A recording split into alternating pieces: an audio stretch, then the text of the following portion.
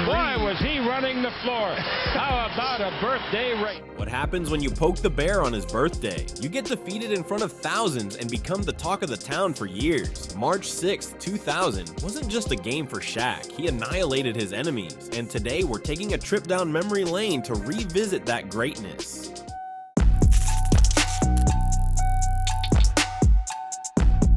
If there's one thing we know for sure, it's that the 1999 to 2000 season is the reason Shaq smiles in his sleep even today. He was on a roll that year, and the Clippers found out too late. The Lakers were going up against the Clippers, and considering that this was their home game, all bets were on the Clippers. However, the showdown was scheduled for the Staples Center. Shaq practically owned that building, and guess what made the night more dangerous? It was Shaquille O'Neal's 28th birthday. Now, most people wanted a cake or a party, but Shaq, he wanted blood. Why? Because just days before the game, the Clippers management team had denied him extra tickets to the All-Star game. Yeah, the most dominant force in basketball couldn't bring his friends and family to the game. And if you know Shaq, you know that he wasn't going to forget about that anytime soon. The Clippers had made a mistake, and Shaq was going to make sure that they realized it was a big one. As if that wasn't enough, the Clippers made the brilliant decision of not double-teaming him that night. They decided to guard him one-on-one on his birthday, a move they'd pay a heavy price for. From the get-go, Shaq was merciless. Drop steps that sent defenders flying, thunderous dunks that shook the building, that deadly spin move in the post, and that bone-crushing shoulder that created space like a wrecking ball.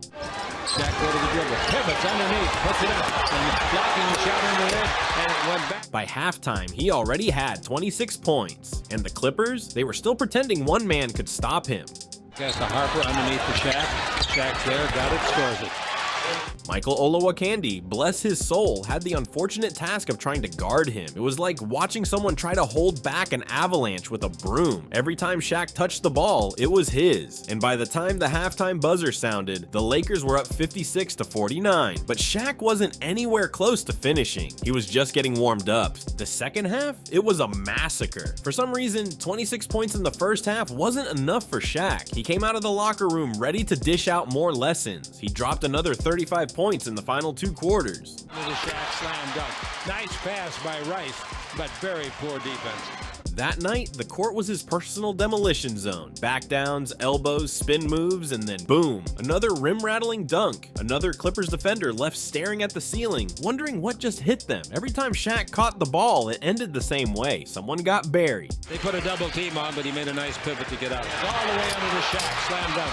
Shaq shot 35 times that night and made 24 of them. That's nearly 70% shooting. And those dreaded free throws, the part of his game everyone loved to mock. He went 13 for 22. Not perfect, but on that night, even his so-called weakness looked strong.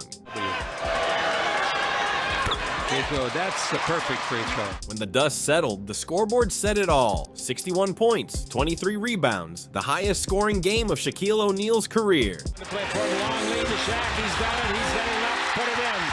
The Lakers didn't just win, they steamrolled the Clippers 123-103, and by the end, the energy of the crowd went off the charts. Happy birthday, big fella!